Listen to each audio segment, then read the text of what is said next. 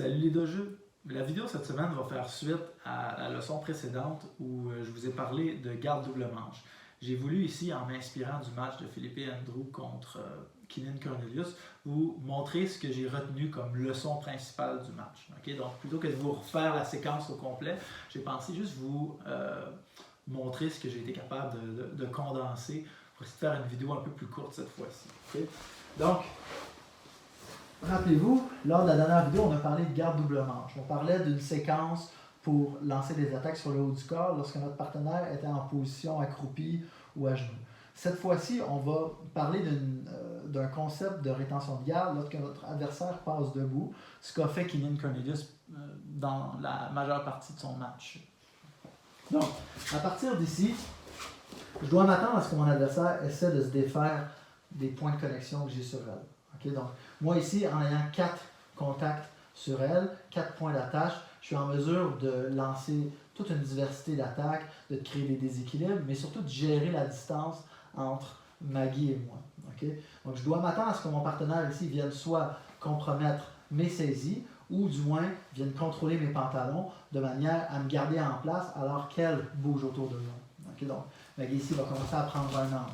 Donc, de la position précédente à cette position-ci, on peut considérer que c'est maintenant Maggie qui est en cycle offensif. Okay? Il ne vaut plus trop la peine pour moi d'attaquer. C'est beaucoup plus logique pour moi de penser à trouver une façon de ramener mes jambes entre moi et elle pour être capable d'entamer un cycle offensif à mon tour. Okay? Donc, une bonne façon de penser la récomposition de garde lorsque vous êtes en garde double manche, voire en garde ouverte tout court, c'est chercher à aller établir les deux contrôles sur les manches. Okay? Dans ce cas-là, ici, Maggie a pu se déplacer et j'ai conservé mes contrôles aux manches, mais très souvent aussi, je n'aurais pas eu le temps d'établir mes saisies et c'est mon partenaire qui va avoir entamé son passage de garde.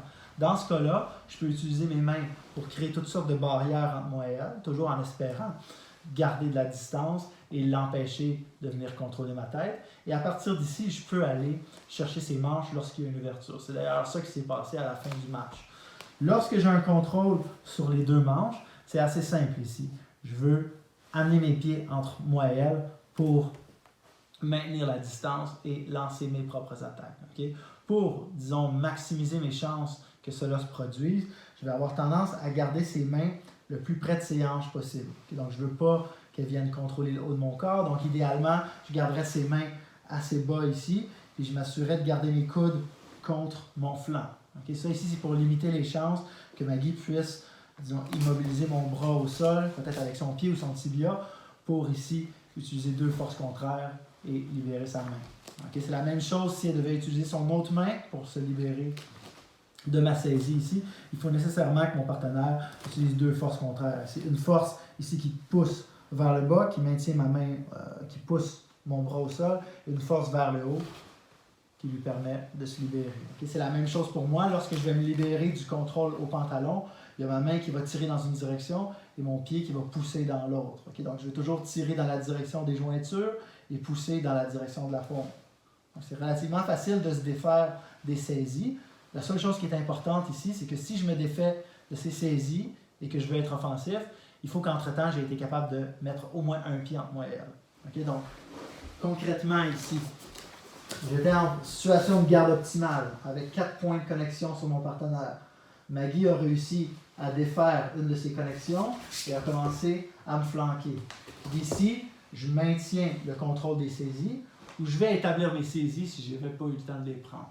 D'ici, je dois d'abord amener un pied entre moi et elle. Si Maggie ne contrôlait aucunement mes deux jambes, je pourrais potentiellement ramener mes deux pieds entre moi et elle immédiatement, mais la réalité, c'est que mon partenaire ici va presque toujours contrôler au moins une de mes jambes. D'ici, c'est presque toujours la jambe extérieure qu'on va chercher à utiliser ici comme barrière entre moi et elle en premier. Tout dépendant de votre flexibilité, vous pouvez passer par-dessus l'épaule pour placer votre pied dans la position de l'assaut. Vous pouvez aussi passer des fois sous le bras lorsque votre adversaire va avoir un contrôle qui le permet, mais vous pouvez aussi utiliser votre genou si c'est juste ça qui passe. En dernier recours, si vous êtes absolument incapable de ramener un de vos pieds entre votre partenaire et vous, vous pouvez toujours garder les mains le plus loin de votre tête possible et reculer vos hanches jusqu'à ce que vous puissiez vous rasseoir et recomposer votre garde. Okay, donc le concept ici s'applique aussi bien à des passages qui sont à genoux qu'à des passages debout. Okay, donc En appliquant ce concept-là, qui vraiment se décompose en 2 étapes, c'est-à-dire maintenir le contrôle sur les manches, garder les manches basses et trouver une façon créative de ramener vos jambes entre votre partenaire et vous, vous pouvez être capable de contrer la plupart des passages de garde de votre adversaire. Donc si on essaie de reproduire la séquence qui a mené à la soumission du match entre Philippe Andrew et Keenan, ce qui est arrivé ici, à partir du contrôle de pantalon croisé, Keenan a réussi à se désaligner et à immobiliser la jambe du bas. Okay? Ce faisant, la plupart des gardes offensives de Philippe Andrew ici étaient neutralisées.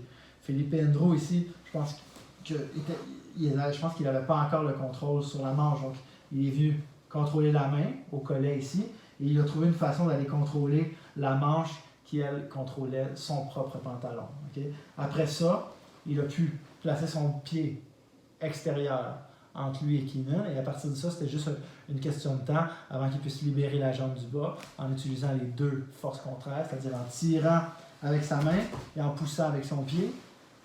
Ces 2 pieds étant libérés, le pied du bas est venu se placer sur la hanche, et plutôt que de garder son pied par-dessus l'épaule en position de l'assaut, il a trouvé l'espace pour passer en dessous du bras, et là, les hanches ont été projetées à la tête pour aller capturer la tête et le bras de Keenan du côté non conventionnel.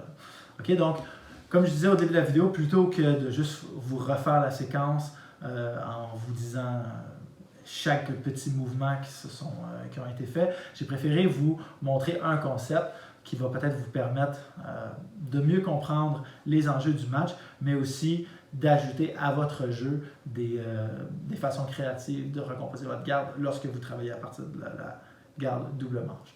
D'accord? Donc, c'était tout pour cette semaine. J'espère que la vidéo vous aura été utile et on se voit la semaine prochaine.